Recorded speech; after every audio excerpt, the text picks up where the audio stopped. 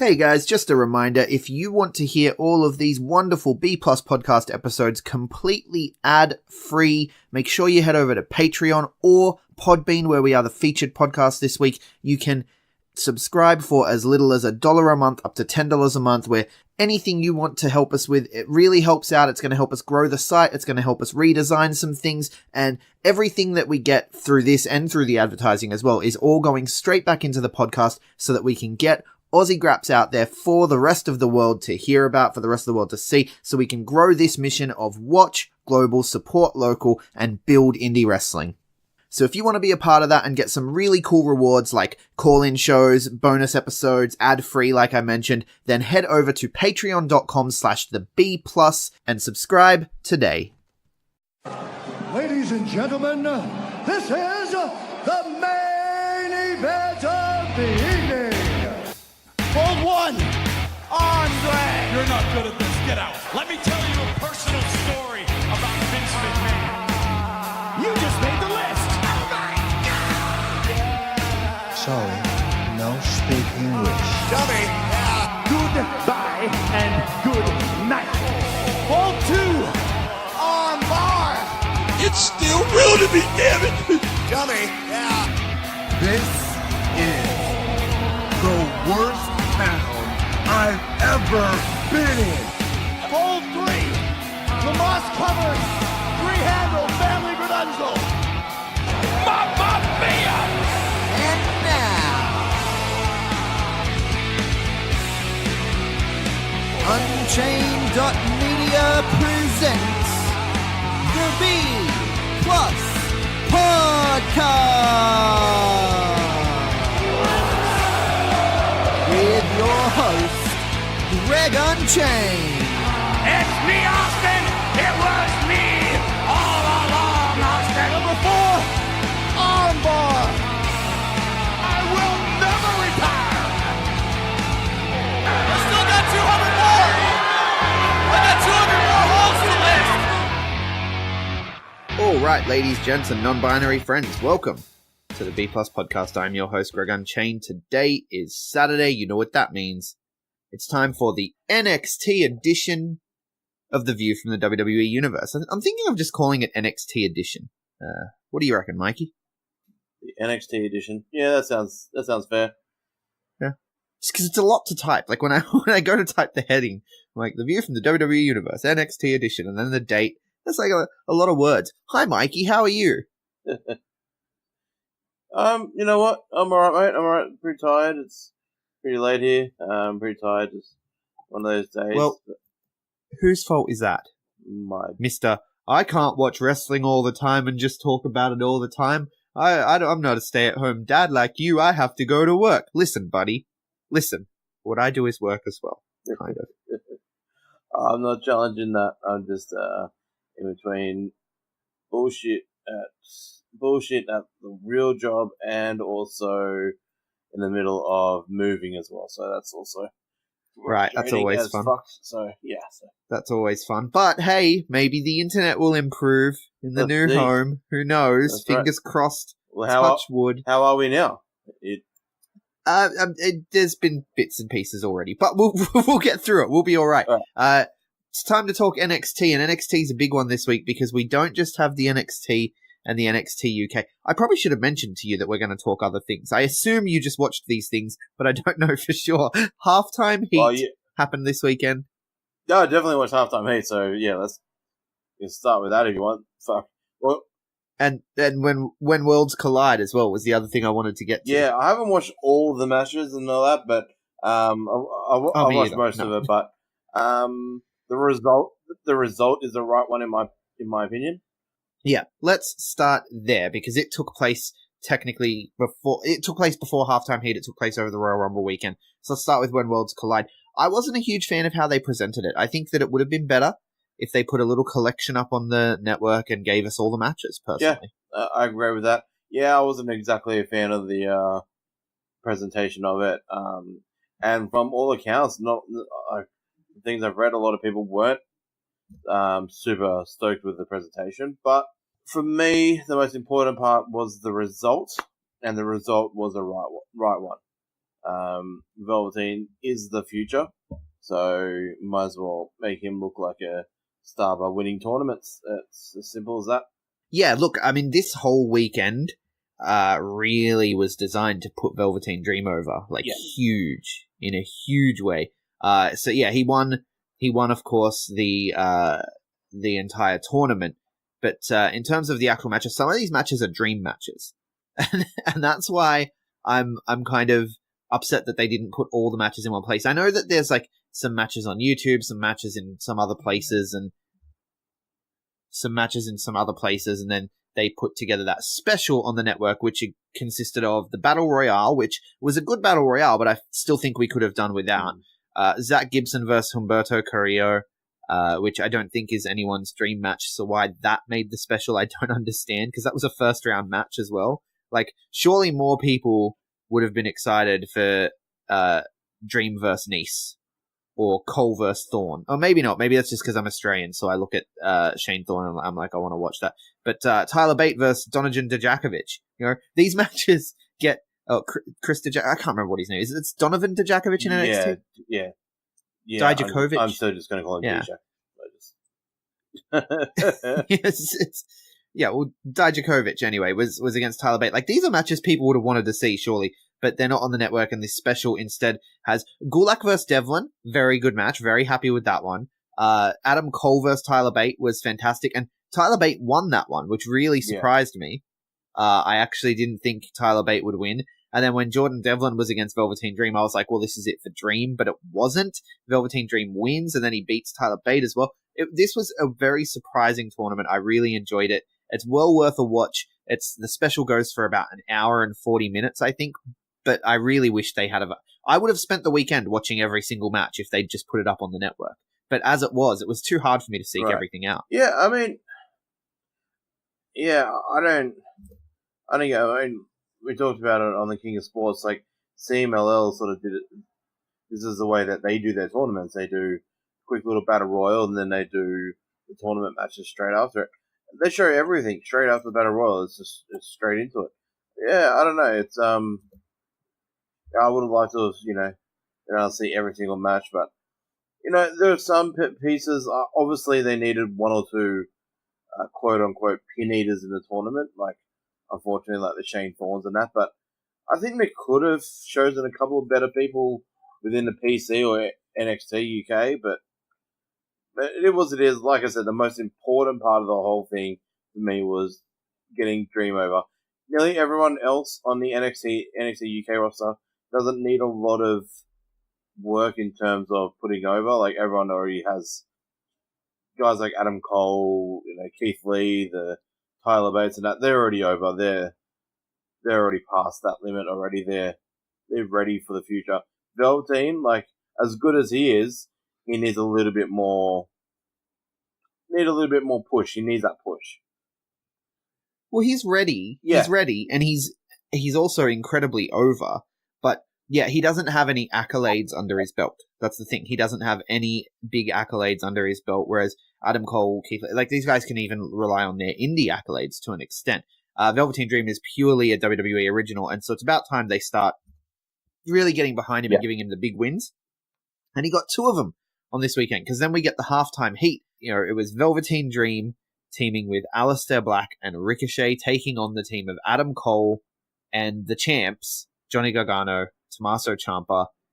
And Velveteen Dream was the star of this entire match, which the match was amazing. Let's not beat around the bush. It was one of the best matches you'll ever see in the 20 minutes that they had. It was incredible.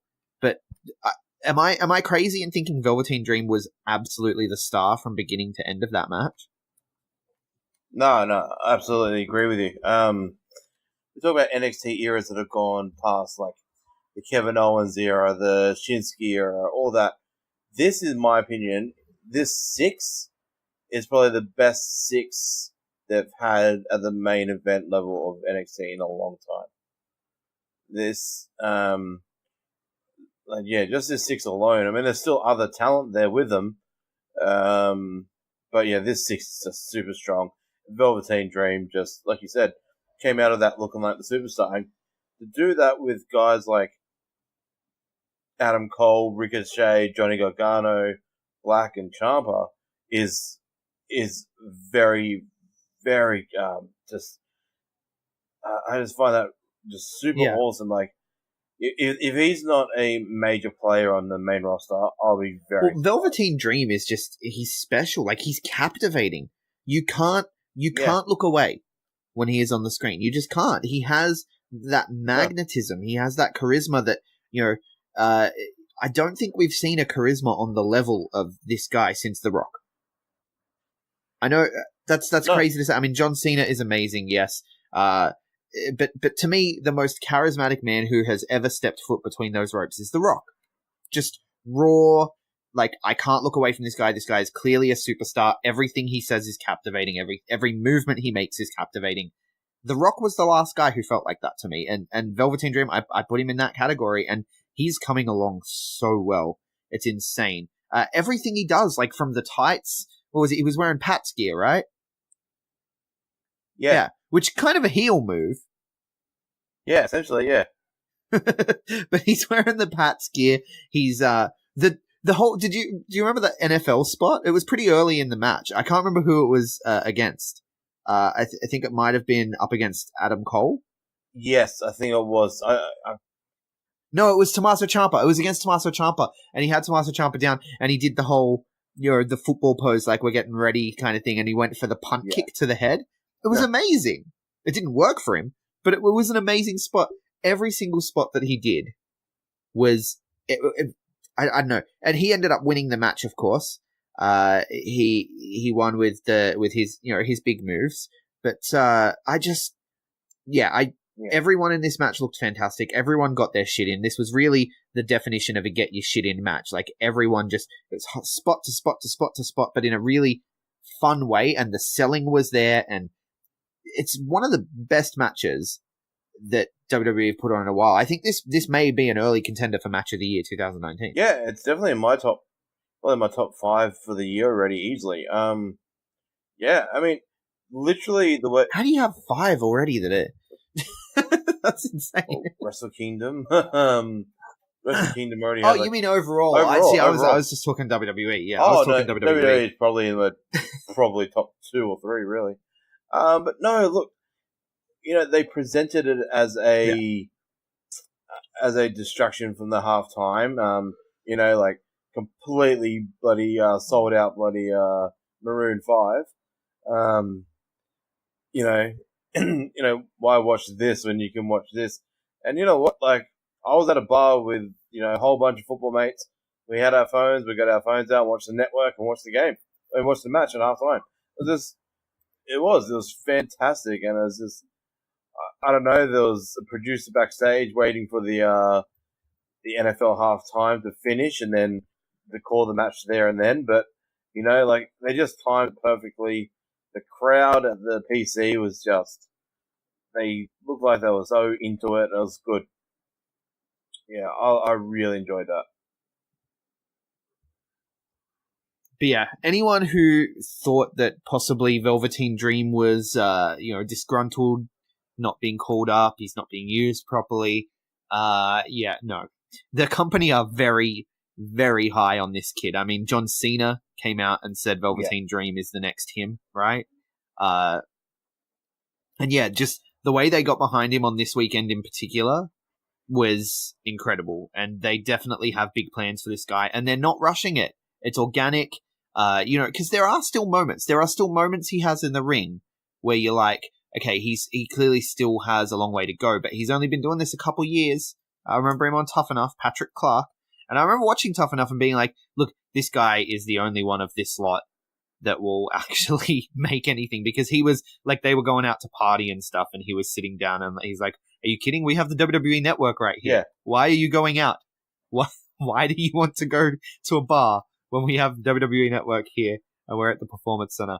And like, that was his, like, he's a wrestling fan through and through, and he's just delved into this character in a way. Yeah, I'm so stoked on Velveteen Dream right now. But let's, I guess that's a good way to transition into NXT proper.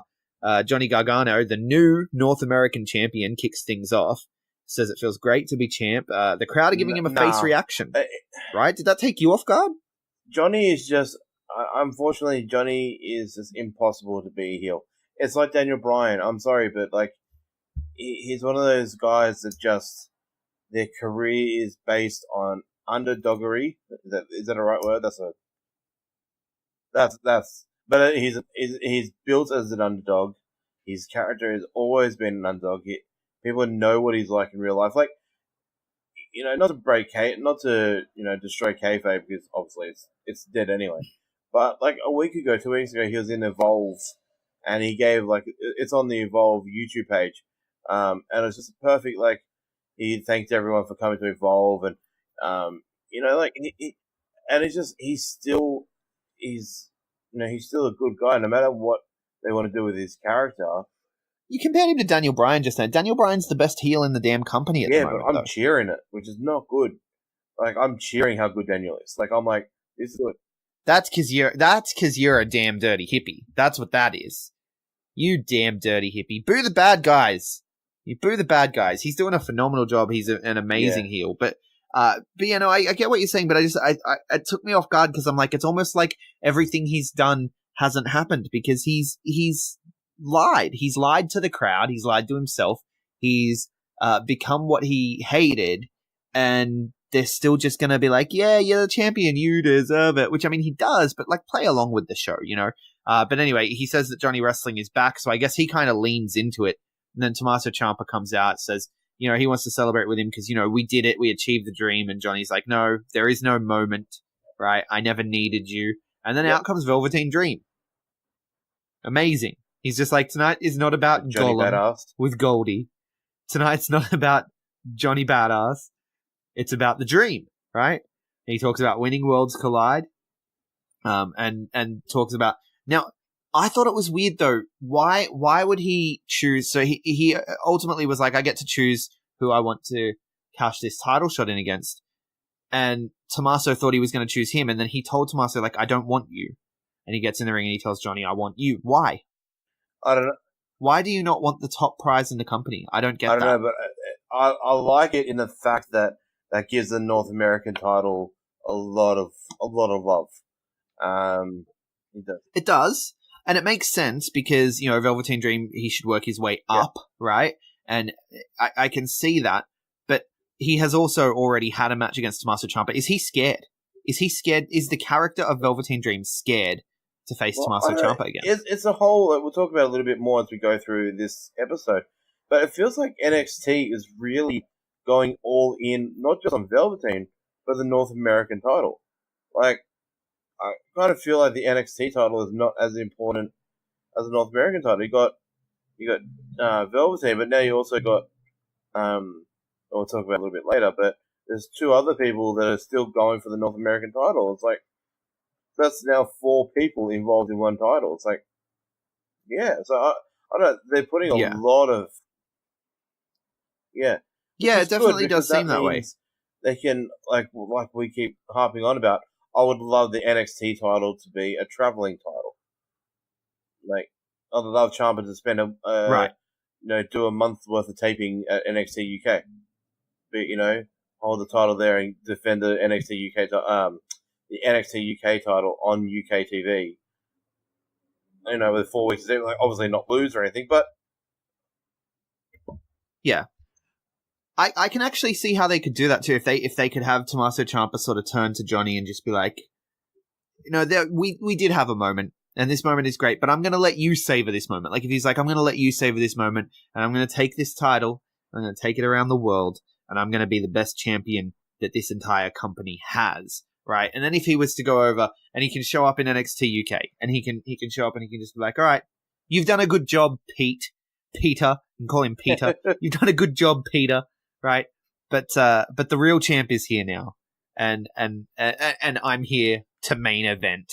Right, and they can put him in the main event of the next takeover, and they could really have, well, not really, because Pete Dunne Volta, if that doesn't main event the next takeover, then there are some fucking problems.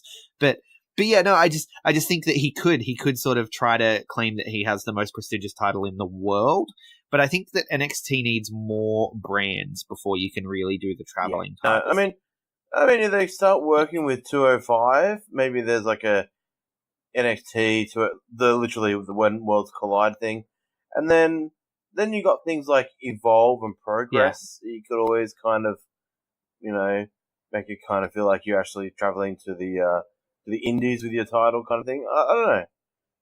Yeah. Yeah, there's potential there. But anyway, the highlight is the crowd all calling Johnny Jackass, even though they were giving him a face reaction a second ago. They're like, "Oh wait, you're gonna face Velveteen Dream? Yeah, we're gonna cheer that guy." I loved it. It was great. And then we move on with the show, and I fall asleep because we get Jackson Riker versus Saudi rookie Mansoor. Do you remember the Mansoor from the awful segment with all the people that were signing to NXT from Saudi Arabia, and they had the Iranian guys come out and get their asses kicked because patriotism? Yeah, I do remember this, and still, yeah. He got. I remember saying though that Mansoor guy, Saudi Seth Rollins, was the only one worth a damn, and it doesn't surprise me that he's the first one to make it to TV, just like Patrick Clark was the first one from NXT, from Tough Enough to make it to TV. When I said he was the only one worth a damn, which by the way, I should admit, because I said it earlier about Tough Enough, and now I've said it again. When I said that he was the only one who would make it, I've eaten my words, because Sonya Deville is also doing extremely well. Mandy Rose is doing extremely well, more as a character than a wrestler, but Sonya Deville is someone who I really enjoy her work. Yeah. So, it's I was wrong. I'm happy to admit when I'm wrong. But this Mansoor guy, it's a jobber, and Riker wins. Riker snooze. Just dominates, and Riker looks good, but dominates. Yeah. Not much to talk about. I mean, I like Riker. You know me. Like I said last week, I like all three of them. I like the Forgotten Sons. They have a good look for me, and I like them. Riker is obviously the X factor there, and I don't know. I think Riker could be built into something. Nothing overly special. I don't know what the ceiling is, but I like him. He looked powerful in this. Just looked dominant. Yeah, he's definitely the star of the group, but I feel like that's not saying much. It's like saying Joe Coffey is the star of Gallus. It's like, yeah, but he's still Joe Coffey, right? Hey. And I feel like it's the same here. It's like Jackson Riker is the star of the Forgotten Sons, and you're like, yeah, but he's still Jackson Riker. Like it's. I like Riker, but even Coffee is about 10 times billion better than Riker. But anyway, yeah, I'm just saying, like, okay. Imagine if I told you that that the short one was the star from 3LW, right? Remember 3LW? Yeah. Yeah. Yeah. That's true. Like, who cares? There's still 3LW. No hate to 3LW. I love that one song that they had. but you know what I mean? Yeah. It's just what a reference, but good on you. I can't even remember what the song was called, man. Yeah, I just remember when I was like 14. I don't know. It was like a big thing. It's like, yeah. Anyway, there's no star in the Forgotten Sons. That's my point. Adam Cole is upset because attractive interviewer 32 is trying to interview Ricochet. Do you get the random brunette interviewers all confused as well? Some. Kathy Kelly, I'm a little bit more like confident in. Like if she comes on the screen, a bit more confident with that. But yeah. Right, was this Kathy Kelly? This one? She does. Yeah, she does a lot more of the YouTube-y stuff. She was the one that was rumored to be dating Finn for a while. I don't know if they were dating or not, but you know I don't care about the personal life stuff, man. Like I don't see that stuff. If I see it, I breeze past it in the newsfeed because I'm like, there's too much wrestling to be concerned about who's dating who. Well, you know what? I'm not interested in their genitals unless it's part of an angle like Priscilla Kelly. I do watch TMZ, so it's part of it's one of those things. Yeah, I feel like it's gone are the days of like personalities in wrestling interviewing. Like WWE don't want another Mean Gene. No. They don't. They don't want another Mean Gene. They don't want. I mean, even Michael Cole had a bit of character as an interviewer.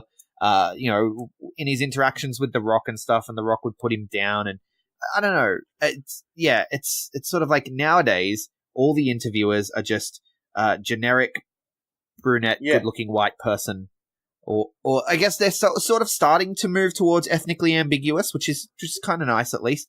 But it's just, generic, good-looking person, shorter than wrestlers to interview them. That's all it is. Well, even when Renee Young was getting some steam, like, I love Renee Young's interviews. I'm not as hot as her on commentary. She's fine. She's not the best.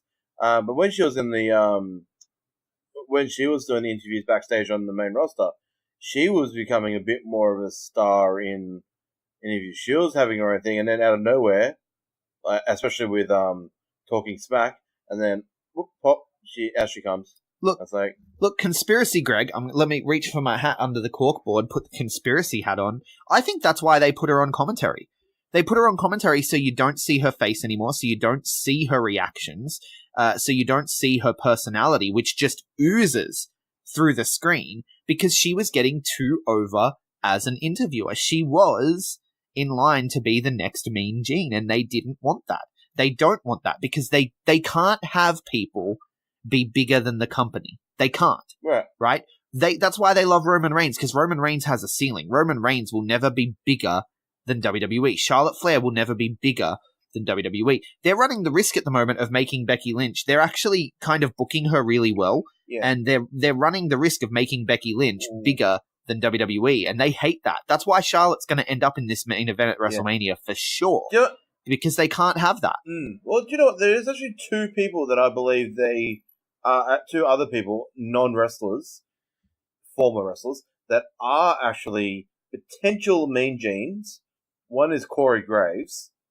He's a star on the commentary team.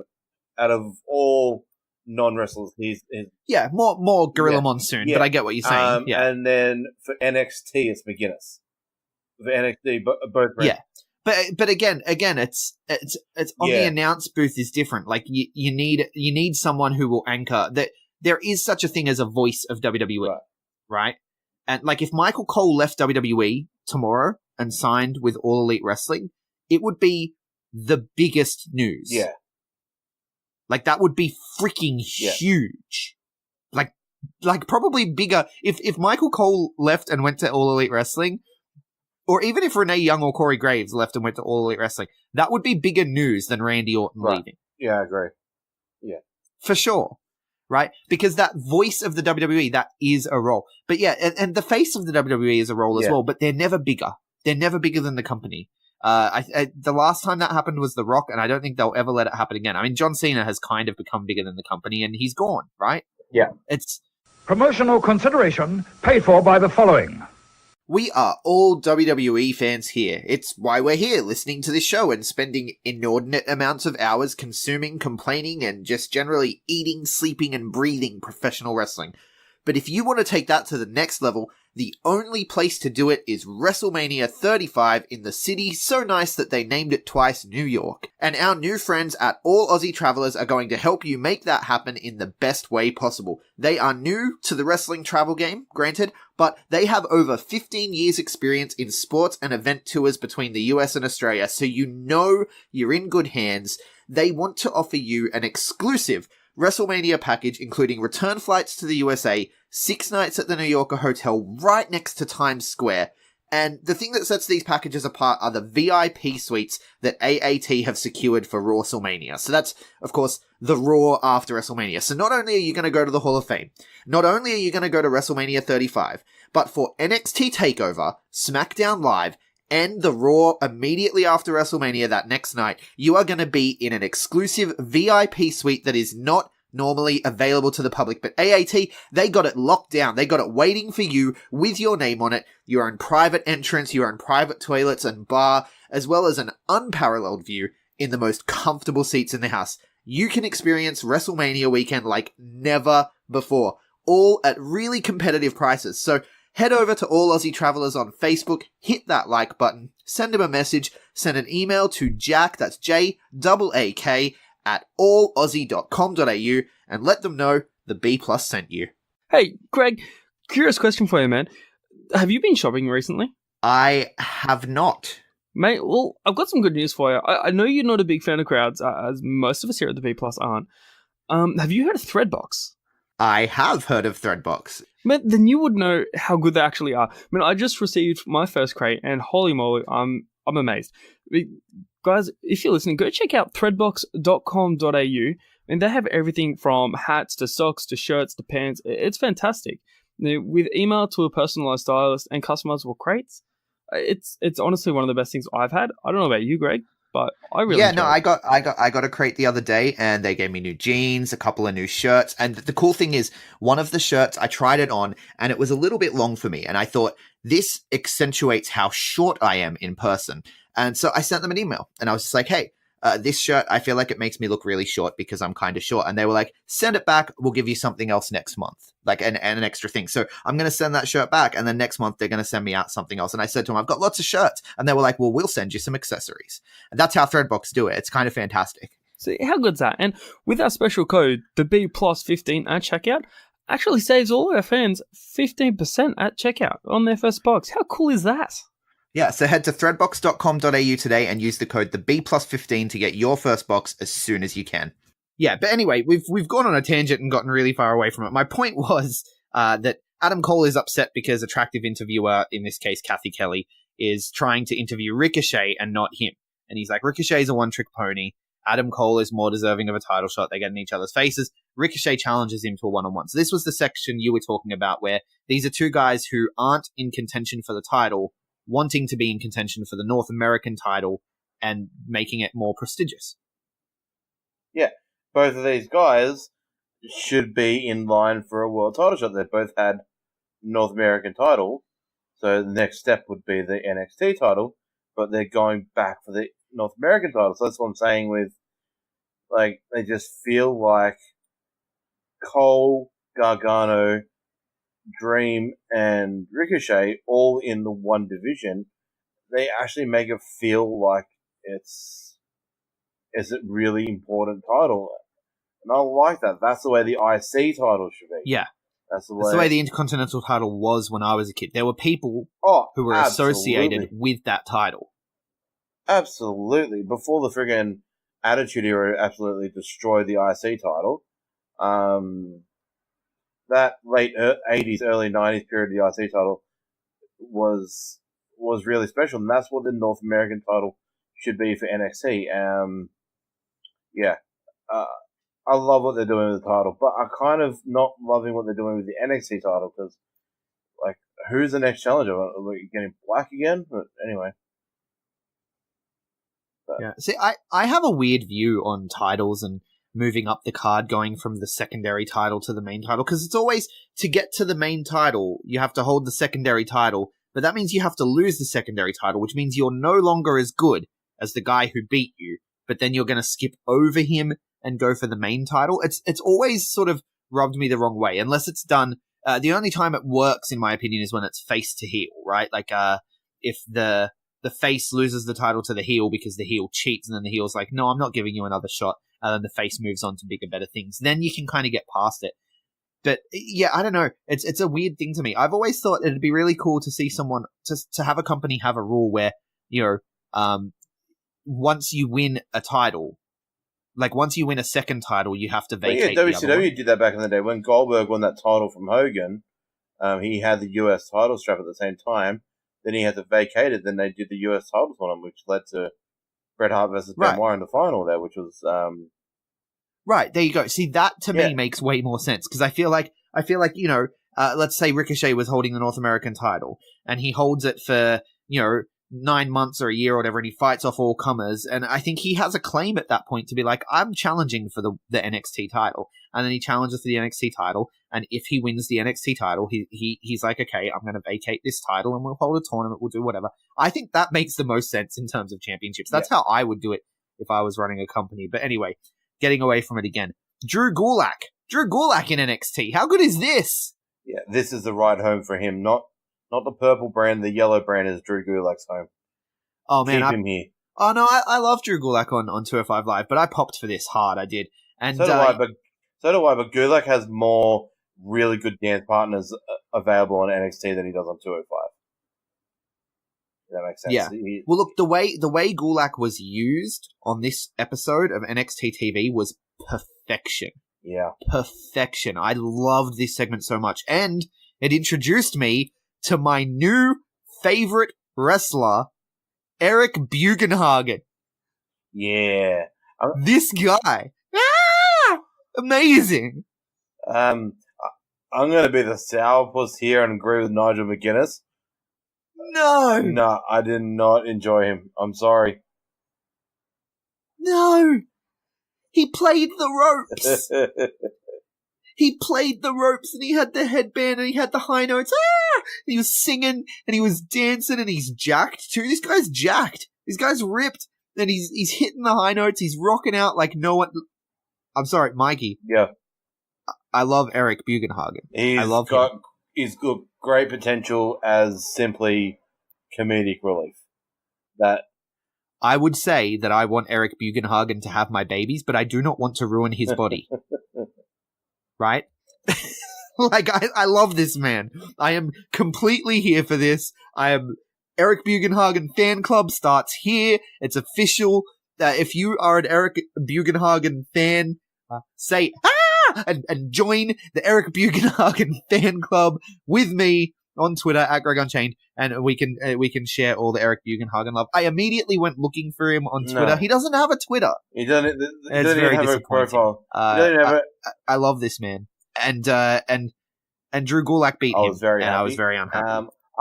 I couldn't even find anything on like the internet about Eric Bugenhagen. Like, there's nothing about him. Like, where did he come from? He's a former powerlifter, which explains the rippling muscles. But he doesn't have a powerlifter physique. That's the thing. I mean, he's a bit top heavy, but yeah, yeah. Anyway, I don't want this to turn into the Eric Bugenhagen hour because I'm a professional. So I will put my love for the man aside. People at me about this because if you don't like him, you're wrong. Drew Gulak then cuts a promo about feeling disrespected for being given Ben Stiller in Dodgeball, which I popped for. I did pop for that. He wasn't Ben Stiller from Dodgeball. He was a freaking the Justin's character and the Joe's character, the Joe's team of Dodgeball. What was Justin? We're going off a tangent here again. But what's the guy that does all the cheerleading stuff on Joe's team in Dodgeball? You're talking about like the Mac guy. Justin Long. Justin Long. Bugenhagen was more of a Justin Long than he was a bloody Ben Stiller. No, because he was jacked, dude. And Ben Stiller was jacked for that movie. Right? Well, at least in part of it. And because he had it was the headband and the hair. It was the headband and the hair. It wasn't the mannerism. The headband and the hair. And it's not the Bugenhagen hour, sorry. I can't wait after that reference, that one reference from Drew Gulak. I cannot wait for 3 years down the line when Eric Bugenhagen is the NXT, North American champion, and someone busts him open, and he's like, "No one makes me bleed my own blood." Like, I can't wait for it. It has to happen now. It has to happen at some point, just so a nerd like me can just lose my shit. So he cuts a promo and says he's the best submission artist in WWE. Am I the only one who knew immediately where this was going? Yep. Mr. Catchpoint. Former tag team champion. Oh, no, sorry, tag team champion. Former tag team partner. Yeah, it was very obvious to me where this was headed, but out comes Matt Riddle and tells Matt Riddle, you get out or I'm going to make you tap out, which I thought was really nice. Yeah. And so Gulak's like, okay, take off your flip-flops, come and make my day. And then comes the highlight, which I hope there's a gif of this. Matt Riddle taking off the flip-flops was the greatest thing I've ever seen in my life. It was the greatest thing since Eric Bugenhagen. Wow. Were you not a mark for the way he took those freaking sandals off? Yeah. No, that was amazing. He literally just jumped in the air and flicked them into the crowd. Oh, You know, in case you can't tell, this episode of NXT made me really happy. yeah. I mean, we're talking about Dream being a star. Matt Riddle's already got it. Like, he walked into NXT with this star power. He just oozes charisma, Matt Riddle. He just oozes charisma. And he's a fucking good wrestler. Like... Oh, yeah, Matt Riddle is...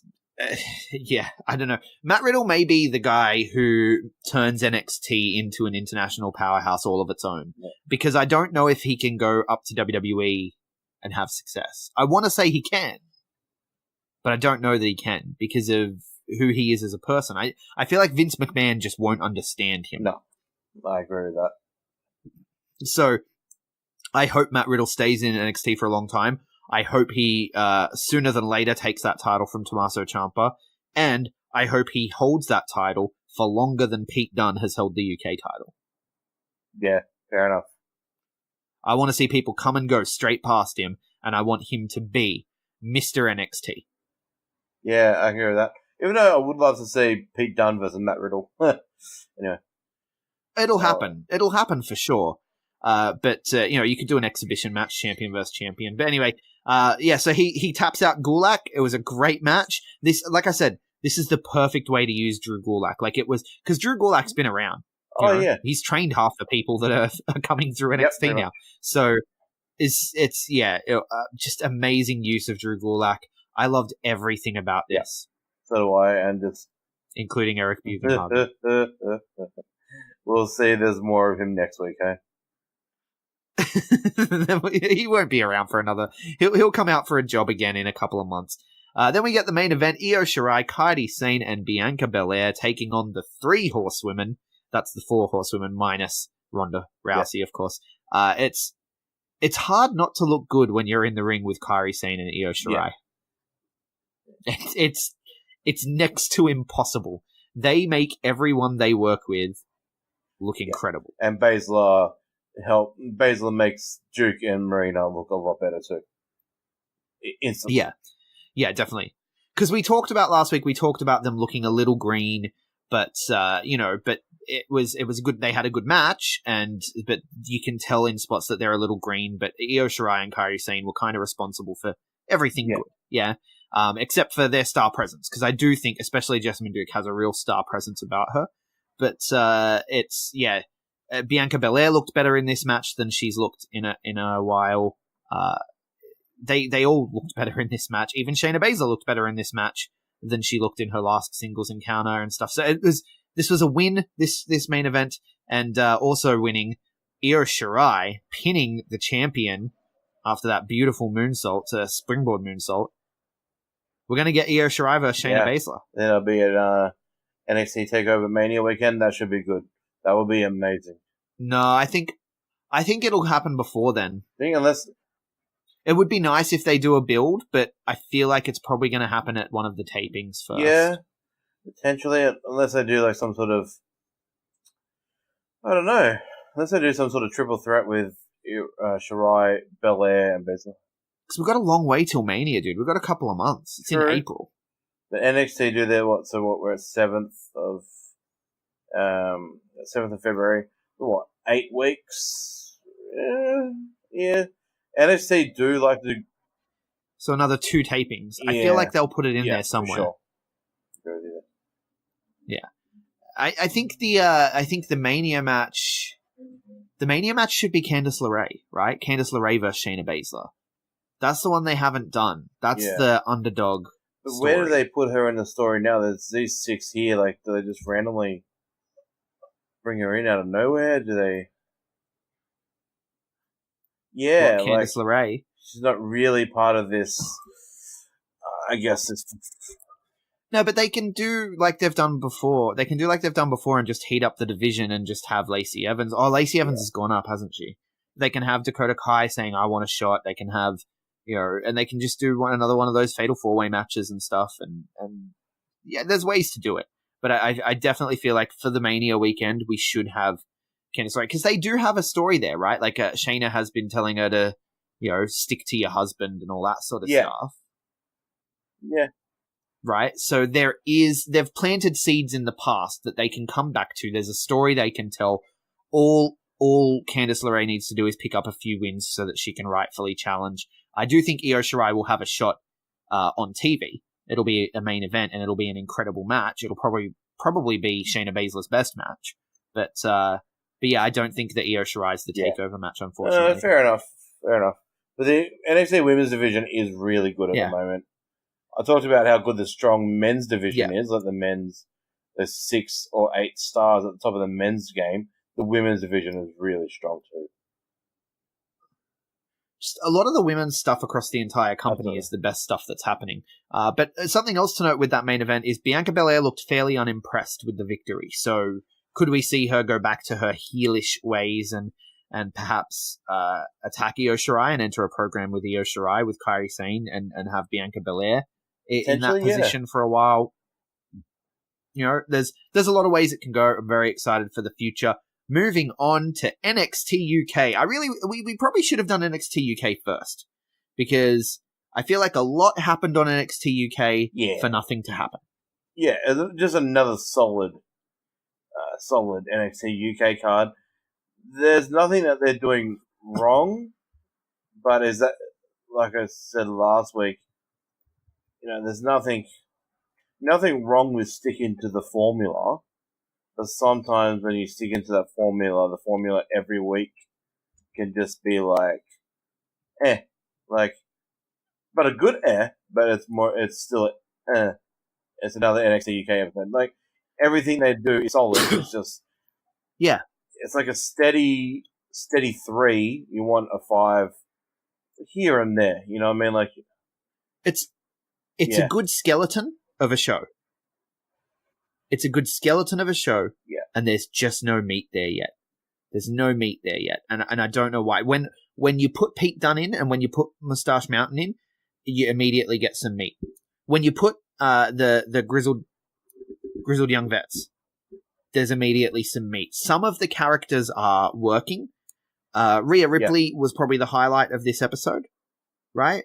The Rhea Ripley and Tony thing, because these are characters that we've had more time to get invested in. So I feel like it's going to happen over time. But I don't know, some of the other things that are happening, it's just like, who cares? El Ligero, Mark Davis opening the show. Good. Why did I say Mark Davis? Fucking hell. You know what it is? I've been watching Progress. I've been catching up in Progress in my spare time. Anyway.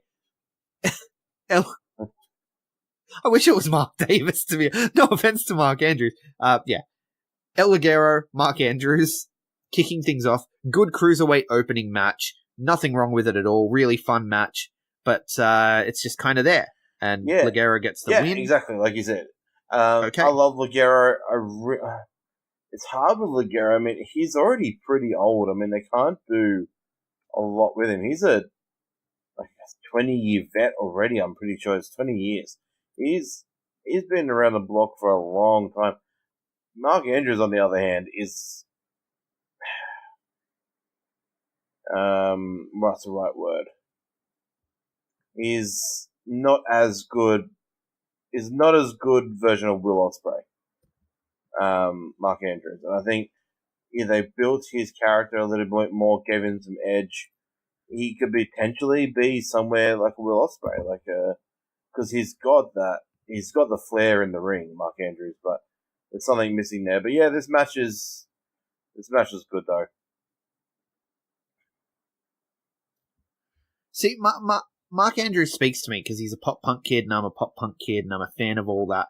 But yeah, it is just one of those things. Like I said, good skeleton, no meat. Moving on, Oney Lorcan and Danny Burch get the call about their title match, and I don't like these guys talking necessarily. I feel like that's not their strength, right? No, I agree with that. Yeah, similar to Fabian and I had a name blank. Fabian, what's his name? European Union. Yeah, Fabian Eichner and the European Union. These sort of guys, like raw bone European sort of wrestlers, they don't really need to say much. I agree with you. They don't need to say much. Just leave their talking to the in-ring stuff, you know? Yeah, absolutely. The in-ring is their highlight. The in-ring is their best gift, and it's yeah, I mean, Yeah. it wasn't bad. It was just like, okay, yeah, I Yeah, don't exactly. necessarily care too much about anything you just said. And I'm more likely to look at my phone when you're talking than when you're wrestling. Yeah. Pete Dunne, however, he pops up for a minute and he says, that, yeah, Walter's impressive. But and he says Volta correctly, too. Because the thing, WWE are freaking this up for me. Because Walter, like Yes. Neville, is a terrible name. Yeah. Volta sounds intimidating. Walter. Walter does not. Volta. Yeah, it's not Walter, it's Volta. Please call him Volta. Anyway, Pete Dunne says Volta is impressive, but when they inevitably meet, Volta will find out why he's been champion for so long. Again, one of the highlights of the show. I did enjoy this next match, but this is just because I am a big fan of colorful people, and Candy Floss and Xia Brookside are both very colorful. They have colorful gear, they have colorful hair, and I love it. I'm just completely a fan of both of these women. I was just like, who do I go for? Who do I go for? And I was pulling for Candy Floss, even though it was obvious, very obvious Xia Brookside was going to win because A, she has a contract, and B, she played, there were video packages for the last 2 weeks. Right? Like, to me, Candy Floss is not a jobber. Candy Floss is such a character that she's immediately an underdog you want to see win. She's not a jobber. A jobber is someone who's there just to show you what the star can do, right? Candy Floss is not. She's a star that for some reason hasn't been signed. And I want Candy Floss to win this, but I know she won't because the other person's had video packages. Yeah. It just bums me out a little. Yeah, Candy Floss this week was very similar to, let's call him Rampage. What's his name from last week against, I've had a name. The ape guy, yeah? Yeah. Fuck, I've had a name blank. You know what I'm talking about? Primate. Candy Floss is very in Primate's position this week against Xia, and which we should touch on. Don't know if it's official yet, but it sounded like Primate had actually signed an NXT UK contract. So, hey, if he can do that last week, maybe Candy Floss can do it this week. Maybe she'll get an NXT UK contract soon. But, yeah, I absolutely love Xia Brookside. Candy Floss is cool as well, but I love Xia, and she's dating an Aussie, so we cheer Xia through that. Yeah. But yeah, so they have their match, and Xia Brookside wins, which surprises no one. But then Rhea Ripley attacks. Highlight of the show, Rhea Ripley attacks, beats the crap out of her, locks on the submission. Out comes Toni Storm for the save. They have a bit of a brawl. Rhea Ripley stands tall at the end of it. Best part of the show. Yeah. Yeah? Yeah, absolutely for me. Rhea's she's had a really big 2 weeks in her career, and she's looking really good. Yeah.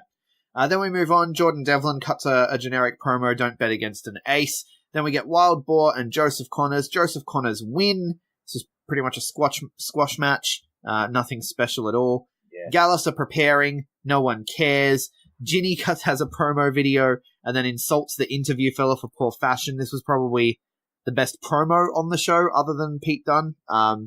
Says she's sick of hearing about Toni Storm. It's only a matter of time before the real queen is crowned. Can we stop with all the royal jokes? We get it. You're English. I'm not a fan of Ginny. I'd rather see Tony, Rhea, and Xia Brookside. I know you're not a Ginny fan. I know, but can we agree on that at least? Can we agree that people should stop saying this is my kingdom, and people should stop saying I'm going to be the queen? Like, okay, we get it. There's a royal family in England. Like, whoop-de-doo, Basil. Stop fucking referencing it. Coming from the guy that just referenced Austin Powers. Man, did I? Oh, whoop-de-doo, Basil. I did too, didn't I? Yeah. Well, you know what? A stereotypical British movie in itself, so... Well, I mean, look, who throws a shoe? Honestly. Look, if there were more Dodgeball and Austin Powers references in my wrestling, I'd have a better time in general, just all the time. Anyway. Wow. Ashton... Shut up, alright? I'm a 30-year-old man. I likes what I likes. Ashton Smith and Joe Coffey. Why was this match here? This match felt like it's just elongating the show. Joe Coffey wins. Duh. Oh, yeah, absolutely. Yeah, like you said, kind of felt like it wasn't needed there. There was already, 3 matches on the night. Yeah, 3 matches. I know we keep talking about the skeleton. Usually it's about 4. This makes it 5 matches for the night. So yeah, too many matches. Yeah. Too many non-substantial matches. Yeah. And then we get Volta killing Mark Coffey, and we go home, and that's the show. And Volta killing Mark Coffey was entertaining, but that's just because Volta killing anyone is entertaining. Oh, absolutely! I could watch Volta just beat up a bloody brick wall. I'd be more than happy. But yeah, I don't know. Yeah, we should book Volta versus Moppy. Yeah. But I don't know. I love the Coffeys, and I always have, but they're not main event quality. I don't know why they feel the Coffeys are anywhere near main event material.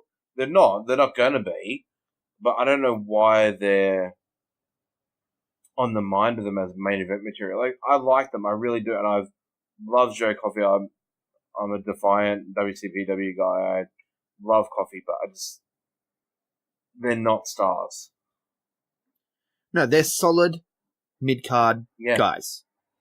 Yeah.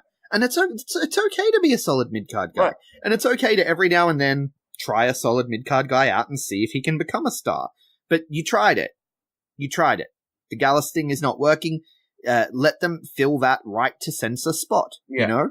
Because there's nothing wrong with being right to censor. Here I am, in 2019, referencing right to censor. It means that they made a mark. Yeah? Gallus trying to bat above their station will not make a mark. You let them dominate, 3-on-1 against the Ashton Smiths of the roster so that I can think, hey, I want this Ashton Smith guy to get some comeuppance in the undercard, then, maybe they'll make a mark eventually. Yeah. But having them, this is not good for me. Yeah. I'm not loving it, and I try to be positive. So that does it for NXT UK. Let's go back to Eric Bugenhagen. Turns out, Eric Bugenhagen is very big into fitness. He has a YouTube channel. He has 57,000 people following his YouTube. There's this one video of him just doing odd lifts, right? Where he's lifting 500 pounds in weird Bulgarian split squats. And he's not holding the bar, he's holding the plates, right? And he's got these videos of him doing this stuff, and they've got 100,000 views. Wow. He used to be a strength and conditioning coach for high school and college athletes before heading to WWE to train. So he's a legitimate dude. He's tough as hell, and he's a YouTube star, right? Who has just this raw charisma that just gets people captivated. I'm telling you, man, this guy's one to watch. This Eric Bugenhagen, I mean, obviously the gimmick he has at the moment is a little hokey. It's a little bit of a laugh. It's fun. Yeah. But I'm calling it now. Eric Bugenhagen is the next Tyler Breeze. Okay. He's going to be the guy everyone loves and thinks is better than they book him. He's gonna end up on the main roster too soon, much like Adam Rose did, much like Tyler Breeze did, and they're not going to use him properly, and he's going to get completely wasted. But everyone's going to love him and think. Are we ending this podcast on Aaron Bugenhagen? Eric Bugenhagen. For fuck's sake, Mikey! If it's going to be the Eric Bugenhagen love fest, then you need to know the guy's name. I'm ending this on a better note.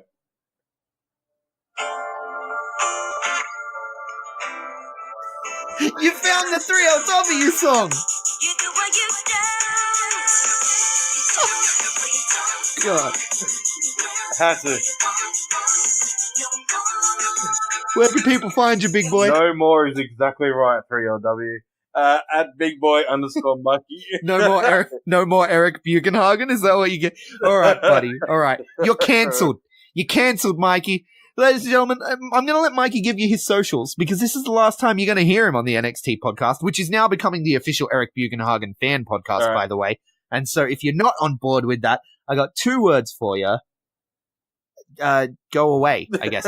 Mikey, where can people find you? At @bigboy_Mikey86 on the Instagrams and Twitters, and you're more than welcome to me about your Bugenhagens or whatever his fucking name is. It's Eric Bugenhagen. You're really upsetting me, Mikey. I am at Greg Unchained on Twitter, at the Greg Unchained on Instagram. We collectively are the B+ Wrestler on Twitter, because wrestling wouldn't fit. B+ Wrestling everywhere else. Like, share, subscribe.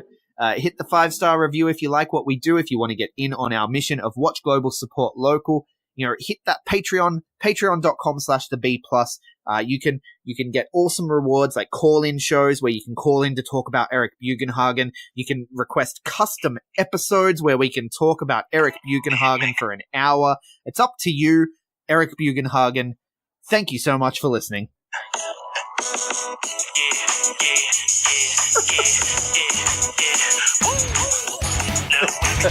Hold one. Arm drag. You're not good at this. Get out. Let me tell you a personal story about Vince McMahon. You just made the list. Sorry, no speak English. Dummy. Goodbye and good night. Hold two. Arm bar. This is the worst town I've ever been in. It's still real to me, damn it. Dummy. Hold three. The moss covered. Three-handle family Granunzo.